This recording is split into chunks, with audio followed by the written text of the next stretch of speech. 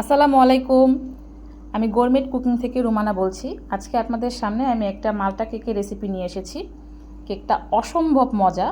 আপনারা একবার বাসায় তৈরি করে খেলে আর কিনে খাওয়ার কথা তো প্রশ্নই আসে না। আমার বাসায় সবাই এটা খুব পছন্দ করে। আর ছোটো ছোটো টিপস সহকারে আপনাদেরকে আমি এই কেকের রেসিপিটা দিয়েছি। তো চলেন দেখে আসি কিভাবে মাল্টা কেকের রেসিপিটা তৈরি করা যায়। প্রথমে আমি কেক তৈরি করার জন্য শুকনো উপকরণগুলোকে একসাথে করে চেলে নেব। এখানে আমি হাফ কাপ ময়দা নিয়ে নিয়েছি, 2 চামচ গুঁড়ো দুধ দেব, 1 চামচের চেয়ে একটু কম আমি বেকিং পাউডার ব্যবহার করব এখানে, এবং 1/4 চা চামচ আমি এখানে বেকিং সোডা দিচ্ছি, এবং সামান্য পরিমাণে আমি এখানে লবণ ব্যবহার করব।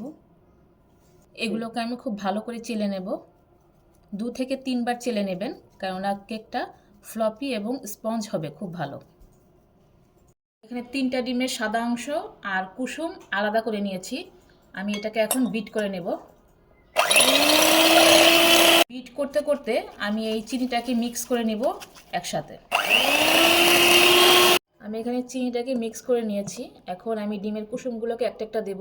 আর আপনারা মনে রাখবেন, সবসময় এখানে নর্মাল টেম্পারেচারে থাকা ডিমটা ইউজ করবেন। ঠান্ডা ডিম হলে, ফ্রিজের ডিম হলে আধ ঘন্টা আগে বের করে রাখবেন। এখানে আমি হাফ চামচ অরেঞ্জ ফুড আমি ফ্লেভার দিচ্ছি, অরেঞ্জ ফ্লেভারটা 3, এবং হাফ চামচ আমি অরেঞ্জ ফুড কালারটা দিয়ে দেব 3। এখানে আমি 3 টেবিল চামচ তেল দিয়ে দিব। সবসময় মনে রাখবেন, যদি 3টা ডিম দেন তাহলে 3 টেবিল চামচ তেল দিবেন, আর যদি 2টা ডিম দেন তাহলে 2 টেবিল চামচ তেল দিবেন 3। আমি ভালো করে বিট করে নিয়েছি। তেল দেওয়ার পর 30 সেকেন্ডের বেশি বিট করবেন না, তাহলে ফোমটা নষ্ট হয়ে যাবে। এখন আমি শুকনো উপকরণগুলোকে মেশাবো। আমি 3 বারে মেশাবো। শুকনো উপকরণগুলো দেওয়ার সাথে সাথে 1 চামচ করে লিকুইড দুধ দিয়ে দেবেন, এবং আলতো হাতে আস্তে আস্তে মিক্স করবেন।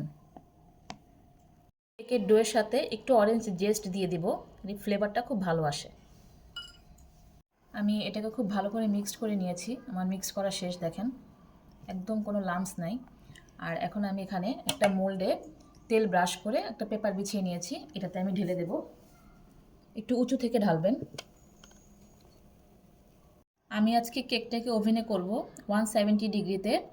আপনার 35 থেকে 40 মিনিট বেক করব। আপনারা যারা পাতিলে করবেন, একটা পাতিল আগে 5 মিনিট প্রি হিট করে বসিয়ে দেবেন।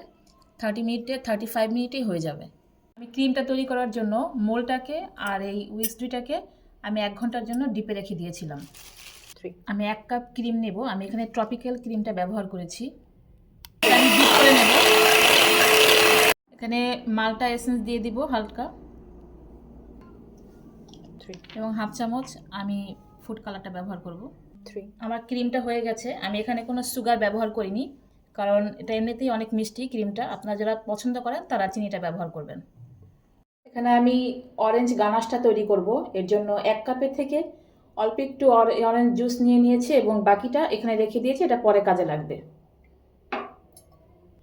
সাথে দেব 1/3 কাপ চিনি।